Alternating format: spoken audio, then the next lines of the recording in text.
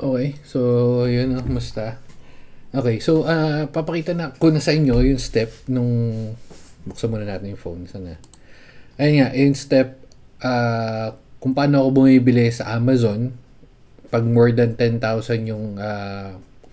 yung item, and again pag more than 10,000 meron na siyang charges at international. Di ko matandaan yung pangalan ng tax pero pupuntahan natin yun mamaya. So ito, before tayo pumunta doon, punta muna tayo dito sa Kango kasi nandito yung mga address nila. So pero since in our case pupunta or bibili tayo sa US, ito lang yung gagamitin natin, which is naka-setup na doon sa Amazon account ko. Feeling ko alam nyo na naman kung paano mag-setup nun, pero hindi na natin pupuntahan yun. Pero ito yung address. So mapapansin nyo, mangyayari is yung item na bibili nyo from Amazon, ipupunta natin papunta dito sa sa mga address na yan. Pero again, dito sa address. Parang ito bago na to. Nung nagsisimula pa ako siguro mga 2023, ang meron lang is tong US and Korea. Wala pa tong Hong Kong, Japan, UK. So, yan yun. So, yan yung natin, and then punta na tayo sa Amazon. Sakto yan. Na-switch ko na, kung mapapansin nyo dito. Ayan, yung address ko is pinalitan ko na ng Newark, which is ito yung address na yun, Newark. So pag order tayo, ito yung lalabas. So balik tayo dito. Ito pala. So sakto. Papakita ko sa inyo kasi, well, ay yung prices. So more or less naglalaro ng nasa 20,000 plus. Pero pag bibili tayo dito sa Amazon, na add to cart ko na, bibili ako ng SSD para sa server ko. So, well, napagpilian ko na rin naman siya. So, ang napili natin is ito.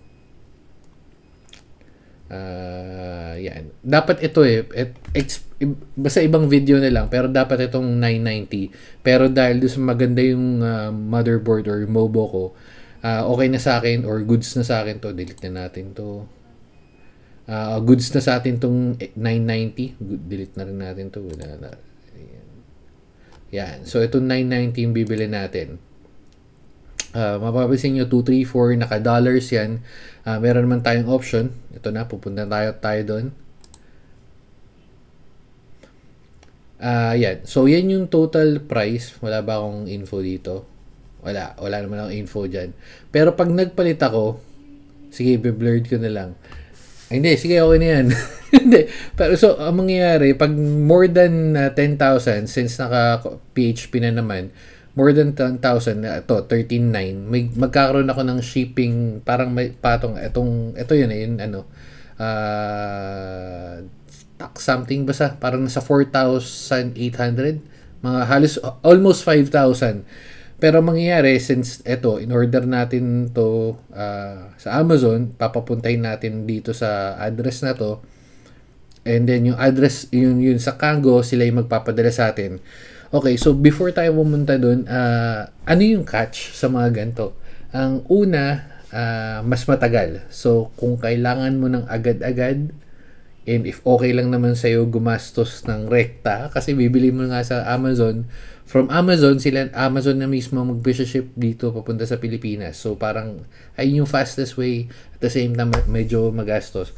Pero ito, mas tipid, more or less, tansya ko mga charges nito nasa lang. Nasa mga 500 to 1,000. Still, mas mura kasi, ano na to, 4 terabyte, maglaro lang ako ng mga roughly 15,000. So, makakatipid ako ng more or less mga 5 to 6,000, which is good na rin. Kaya dapat nga yung Pro na yung kukunin ko, pero dahil nga maganda yung board, medyo overkill. But anyway, so yun na yung process. So pupunta na tayo ito, bibili na natin. Place your order.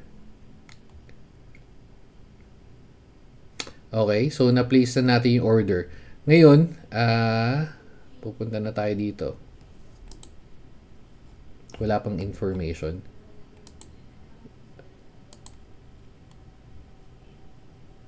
Arriving Saturday. Okay.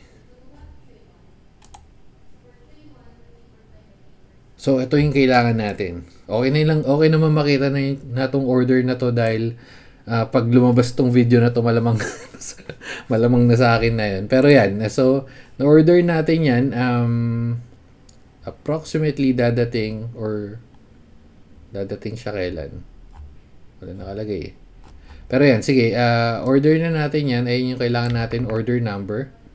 And pupunta tayo dito sa Kango. So, orderin na natin. Makikita yung address. Ito tayo sa pre-alert. Sa pre-alert, click nyo lang yung plus, tracking info. Ayaw mag-copy-paste.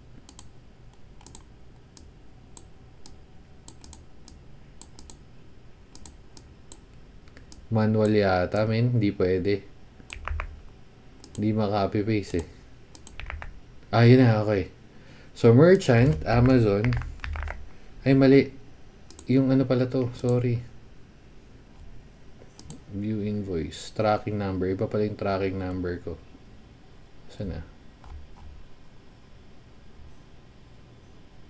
Ito nga.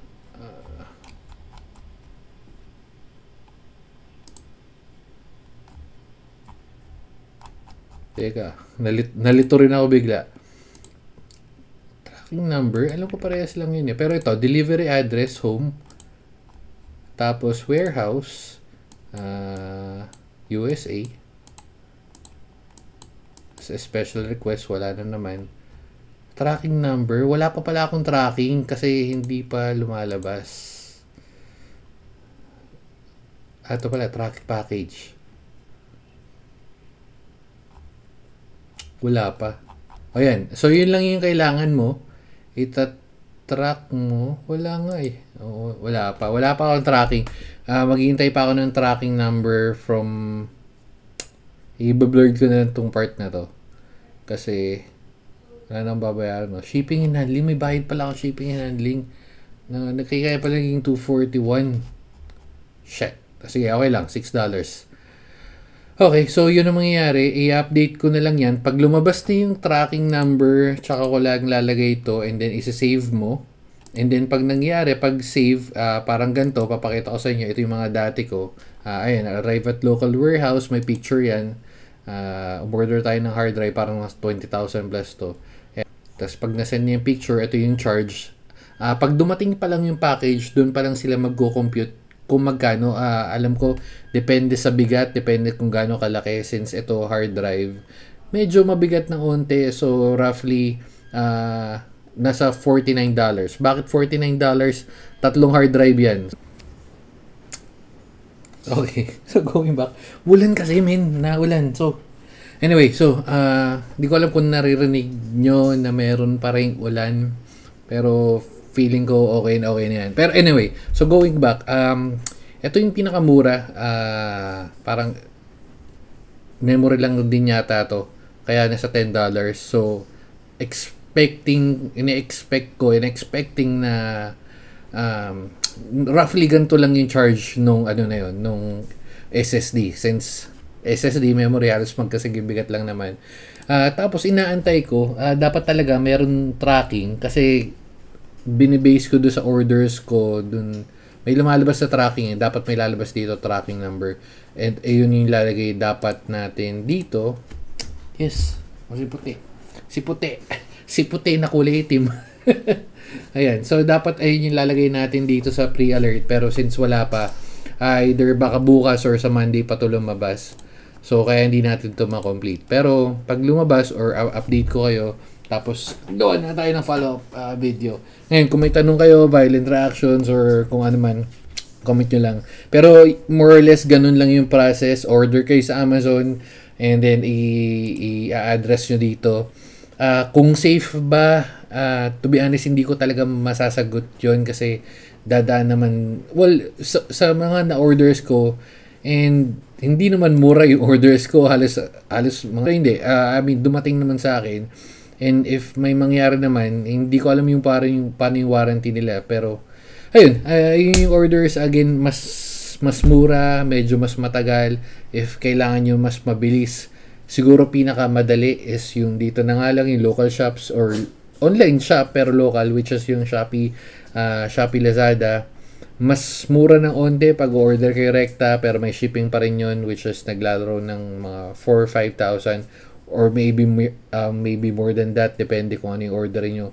Pero ito yung pinakamurang way na ipapa-forward nyo kasi nagko-consolidate pa sila ng items bago ipadala sa inyo.